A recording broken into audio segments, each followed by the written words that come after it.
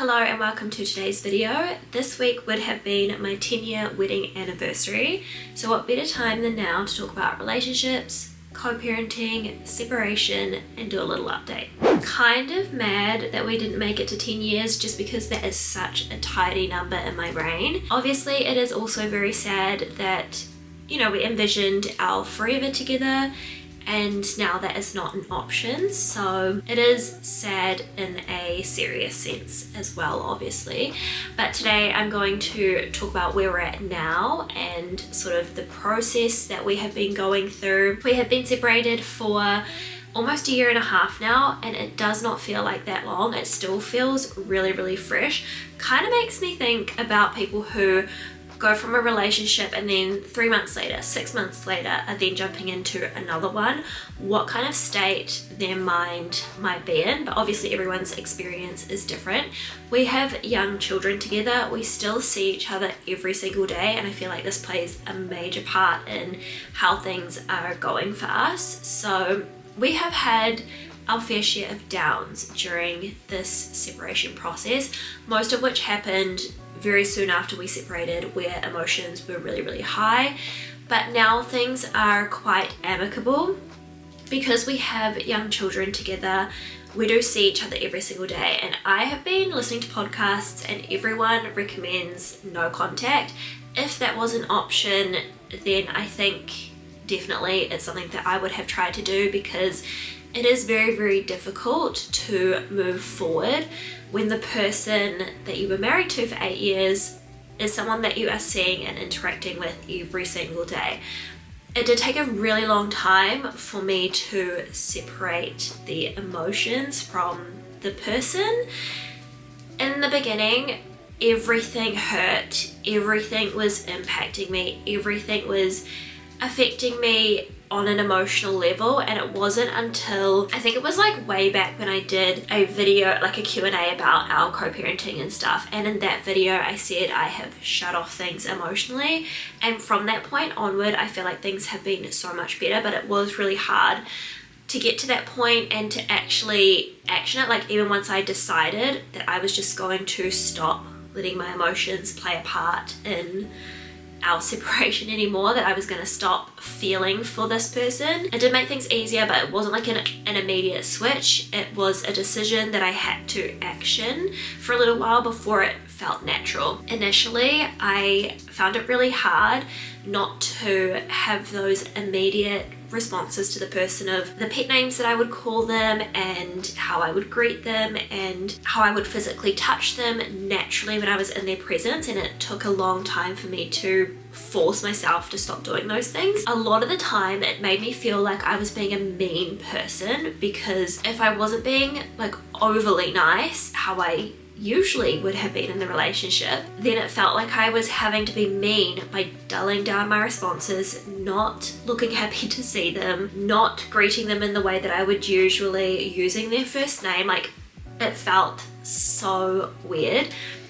I still feel a bit mean sometimes, and it actually is one of my goals to be a little bit nicer to my ex-husband, because I feel like it's just a defense mechanism. I don't want him to think that I am trying to initiate a relationship just because I'm being an unnatural level of friendly, because maybe my base level is more friendly than like neutral, and maybe that's why it feels like I have to be extra, not mean, but like deadpan tone of voice, or just like not sound happy. But I feel like my defense mechanism is to almost be a little bit mean. And just a disclaimer, I have talked to him about this. Everything that I'm talking about in this video, he has heard from me. We have discussed before, so none of this is new to him. And I do ask him all the time, like, am I being mean? Because I'm not trying to be mean, I'm just trying to be neutral, but I feel like I have to be mean for it to come across as neutral, if that makes sense. Also, I have not scripted any of this. I've got some bullet points of topics that I want to talk about, but I find it much easier to talk to you guys when I just do it off the cuff and let everything come naturally. And so if I'm jumping from topic to topic, that is probably why. So these podcasts that I've been listening to, they have mentioned going no contact with the person you have separated or broken up with. If that was an option for me, I think that would have been a healthy approach, but because it's not, it has been a little bit difficult for it to really sink in that we are separated. So we have recently tried to implement a few changes now that the kids are getting older, and it is actually possible for us to implement these things for it to feel more like a separation, for me and him to feel like we have our own separate lives.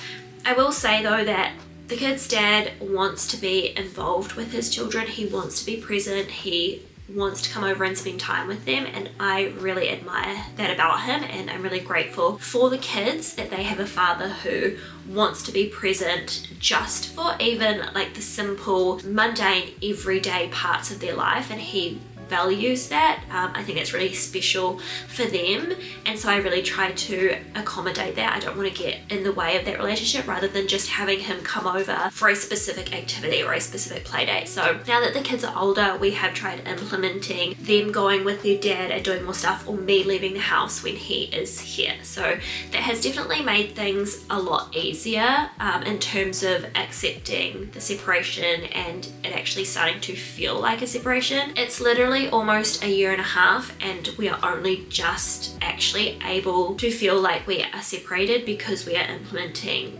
these things now. Up until maybe like the last month, we have basically just been living separately but then coming together constantly to do everything together with the children. And it's like dad, kids, mum, and we just like do everything together, and yeah, it just hasn't felt like a separation. So I feel like that's why it's been hard, like for me specifically, I won't speak for their dad, to move forward at all. One of the podcasts that I was listening to, it's called Psychology of Your 20s, but she did talk about how on average marriages last around 7 years. We made it to 8, so maybe we're above average, but like also so normal for, well, not normal, what am I trying to say? I was surprised to hear that fact, because it just goes to show that a lot of people are experiencing this divide in the relationship around the same period of time. So it kind of made me feel like less of a failure to know that I'm not the only one that kind of got to this point around this time in the marriage. I also have only just started listening to relationship type podcasts. It's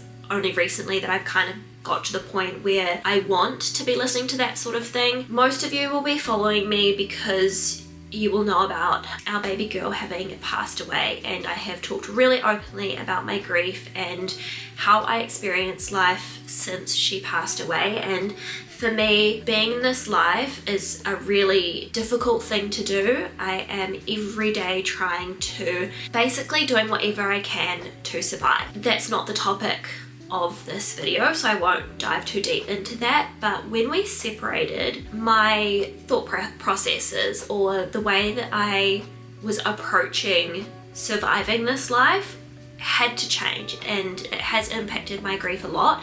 Initially, I didn't have space for the two different types of grief. There was the grief for having to live this life without my daughter, and then there was the grief for having lost a future that I had just assumed was set in stone. I had envisioned my entire life with this person. I thought I knew what it was going to look like when we were older. I thought I knew what our entire life was going to look like as a family, and that had changed. And in a sense, that is similar to the future that I had just assumed was going to happen when my daughter was born, and then for her to not be there. So similar type of thing, but grief for my daughter and then grief for my relationship. I did not have space for the two of them, and so I almost had to put feeling for Noah Lee on pause, because this pain takes up so much space that I could not deal with whatever this was. And I really approached it in a logical sense. It was like, okay, what dots do I need to connect? What things do I need to tick off to take care of myself and my children? So I really approached it in a very literal sense initially, and then I began to feel emotionally. I don't even really know when that happened. I guess, you know, you can't really hold off things for too long before it just bottles up and explodes. And I guess that's what happened, because I felt a lot for my separation for a time. I think it was probably just after Eva was born, in the very early stages of postpartum, is where I felt a lot of anger. I felt a lot of sadness. I'm saying probably because that period of my life with Eva's, my postpartum experience, newborn phase with Eva, I don't remember it. I know it was hard. I know I was very sad, and I missed my last newborn phase with my baby, which I'm very, very, very upset about and angry that our separation stole so much from me in that sense. But that's why I'm teeing up that timeline. And then I guess I had to start taking some steps, or I had to decide what I was gonna do with the situation. Right now, I have kind of come back full circle, and I guess I'm not really feeling for the separation anymore because I feel for Noah Lee again, and that tidal wave has come back. And again, same scenario, you bottle something up for too long and it just explodes, and I have come back to that. Oh my god, it's like I'm just switching from issue to issue of what's emotionally draining me. So that is an aspect that plays into my experience as a separated single mum. Anyway, this podcast that I was listening to also mentioned that specifically with people who get into a relationship or get married really young, and then they experience this long period of time together, 7 years maybe, why when we get on the other end of, or the other side of that relationship, why we have this glow up period. And I think partially that side of the discussion is why I haven't really been interested in listening to any podcasts about breakups yet, because the thought of intentionally glowing up and being the best version of you is like, it's in complete, I was gonna like stab myself in the chest, complete contrast to how I feel about just do what you have to do to survive in terms of getting through this life until I get to be with Noah Lee again. So I pour like all of my energy into my children, and obviously part of that is taking care of me as well, and taking care of me means that I'm a good mum, but I try not to put too much effort in. It's like I will do like some things that will make me feel good and keep me going. Podcasts often have this like, be the best version of you, like do all these things and like your highest potential and blah blah blah, like that sort of stuff, and it really scares me. And so I haven't really listened to anything like that up until recently. But it was talking about like why we start to go on this like glow up journey after we've had this separation, and so relatable. So I got married when I was 19 to my first boyfriend, first person and only person that I've ever been intimate with. They were talking about how on the other end you start to live the life that you missed out on during that time. That is very relatable, but also I have children, which means that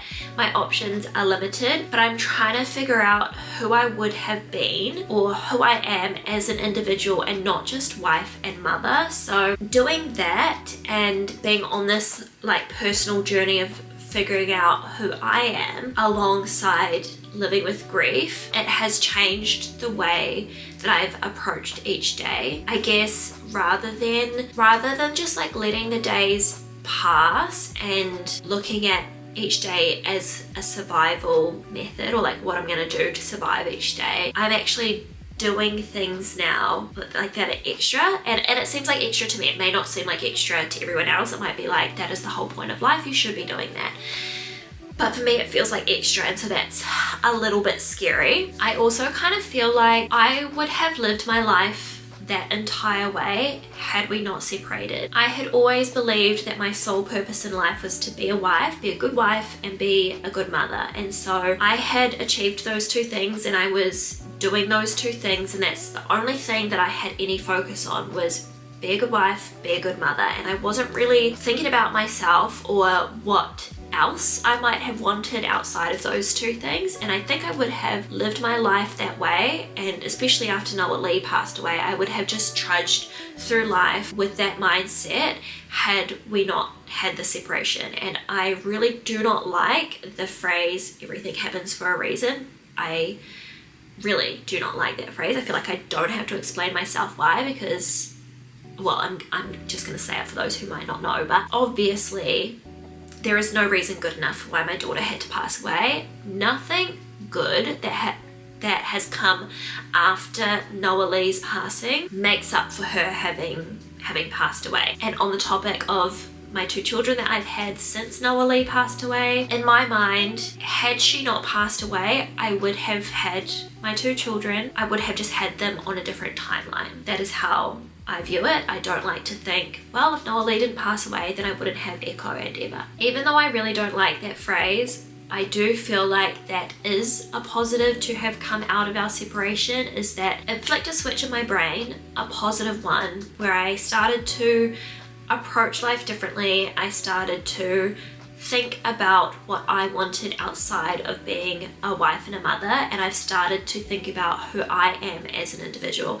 Do I have the answers to that? No, I do not, but I am starting to think more about it, and I think that that is a positive thing. I feel really uncomfortable about mentioning the positives to have come from my separation because I don't want it to negate all of the positives that was my relationship. And I think another part that is difficult about our separation is that we do not hate each other. There is not, like, I honestly think it would be easier if I hated the kid's dad, and trust me, there have been moments, but he's not a bad person, he's a great father.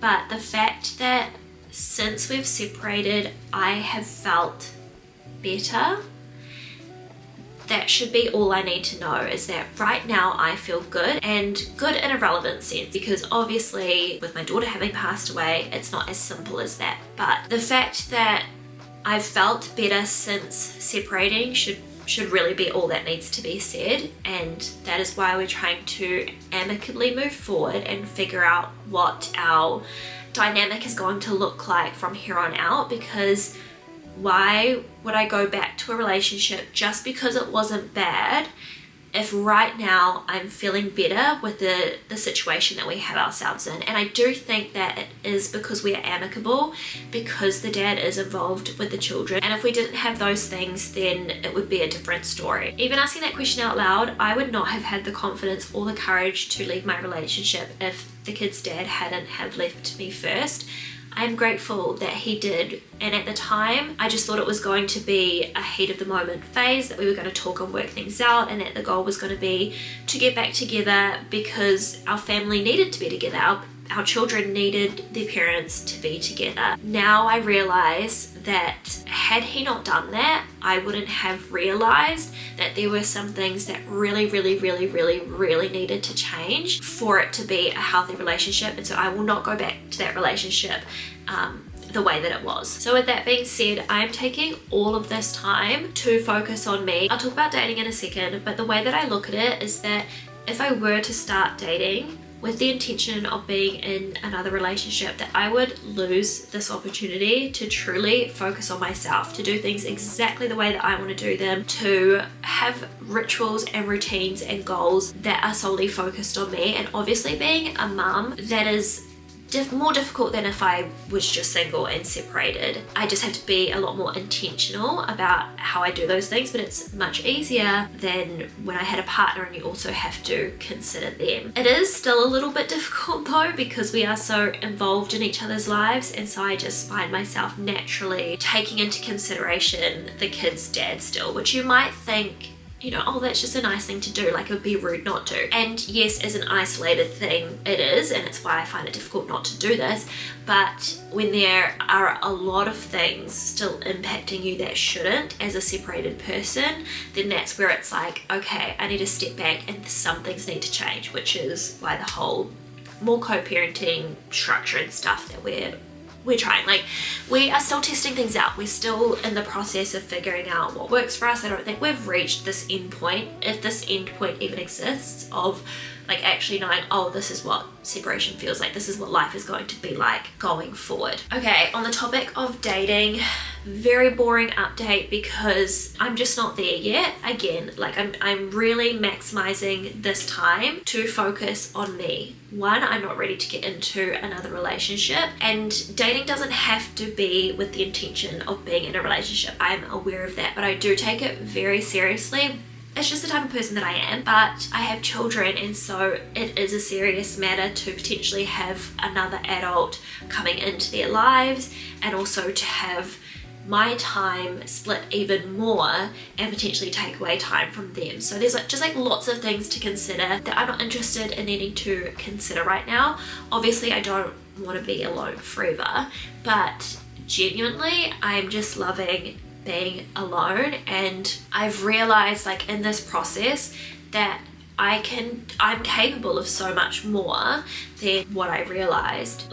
When you're on your own, you don't have anyone else to rely on, and so you do just have to rely on yourself, and you decide what that looks like, whether you show up or whether you don't, and it's your fault if you don't. You suffer the consequences. But when you do, you realize that you can do it. And so yeah, I just things are actually the reason why I'm finding this hard to spit out is because I don't want to negate any of the parts that the kid's dad really is great at showing up for. But I'm just gonna say that when I do have to do things on my own, I can do it and it's fine, and I'll show up for myself and I'll get shit done and it'll get done well.